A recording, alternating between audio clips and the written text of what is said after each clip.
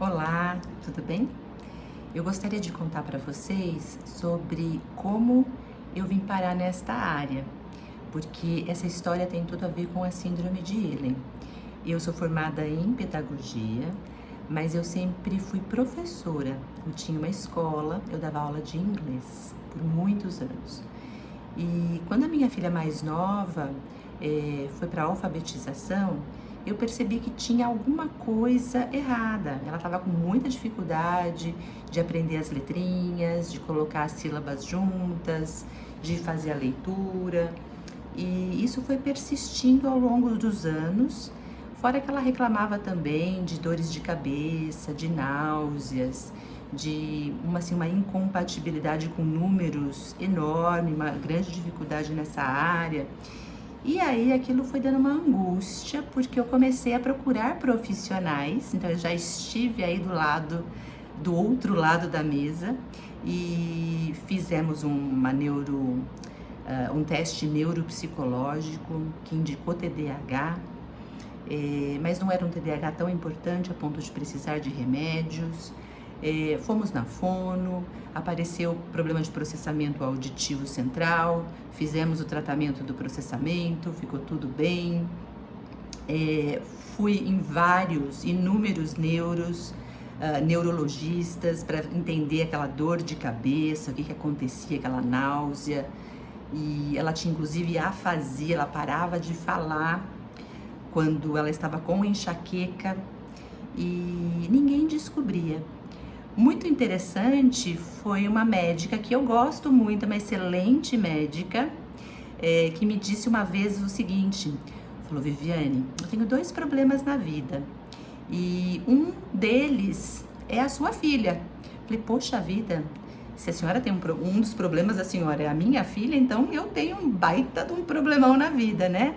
Na verdade, ela estava tentando me dizer que ela não estava conseguindo resolver o problema da menina, né? Estava entupindo de remédio, e mesmo assim a coisa não andava, não estava indo. E aí um dia eu estava com ela no médico lá no hospital Albert Einstein em São Paulo, era de noite isso, e a minha filha falou assim para a médica: a gente mora numa outra cidade, meus pais eles vão embora, mas eu vou ficar aqui e a senhora me interna, porque a senhora tem que descobrir o que eu tenho. E ela tinha assim 11, 12 anos nessa época. Aquilo partiu meu coração, porque ela queria que a médica internasse para descobrir o que estava acontecendo. É claro que ela não ficou internada, fomos embora, mas no dia seguinte eu falei pro meu marido: eu não vou mais continuar com a escola, eu vou dar um jeito de fechar, de vender e vou voltar a estudar para entender o que está acontecendo com ela para poder ajudá-la. E foi o que eu fiz. O fechamento da escola foi tranquilo, ninguém perdeu o emprego, eles continuaram a trabalhar com uma outra pessoa, deu tudo certinho, assim, foi tudo muito legal. E aí eu fiz psicopedagogia, depois eu fiz neuropsicopedagogia, fiz um monte de curso extra sobre dificuldades de aprendizagem e fui estudando, até que um dia eu me deparei com um artigo na internet sobre síndrome de Ehlers, e eu li aquilo, falei: uai, né? Tô até falando uai porque era lá em Minas Gerais esse médico, né? Falei: poxa vida, tem tudo a ver com os sintomas dela. Vou tentar entender o que é isso daqui, né? Dei uma pesquisada, vi que ia ter um curso sobre síndrome de Ehlers para as pessoas que querem fazer o teste da síndrome de Ehlers, né, os profissionais que querem ter a autorização de ser screeners, né? Um screener é uma pessoa que é autorizado, foi treinado para fazer um teste de síndrome de Ehlers.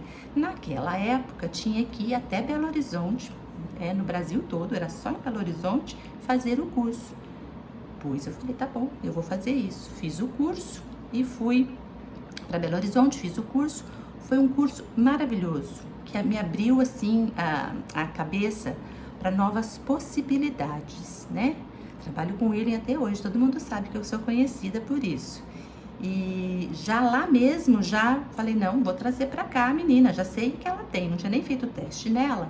E a médica, né, que deu o curso falou assim: você não volte para casa e não vá você fazer o teste. Quem tem que fazer não pode ser família, hein? É óbvio que eu fiz, né? Sim, meio em off. E nem precisava fazer, porque o curso gritava o nome dela. Então eu já saí lá do curso com um horário agendado para voltar para Belo Horizonte para ela passar com os especialistas, com o médico lá, que era uma oftalmologista. Isso acho que depois de algumas semanas. E a levei para lá, obviamente deu positivo, né? Ela tem uma síndrome de Ewing bastante importante, com perda de lateralidade, muito enxaquecosa e com muita fotossensibilidade. E aí o diagnóstico veio e as coisas clarearam na nossa vida, então a gente começou a criar recursos para que ela pudesse conviver com essa situação.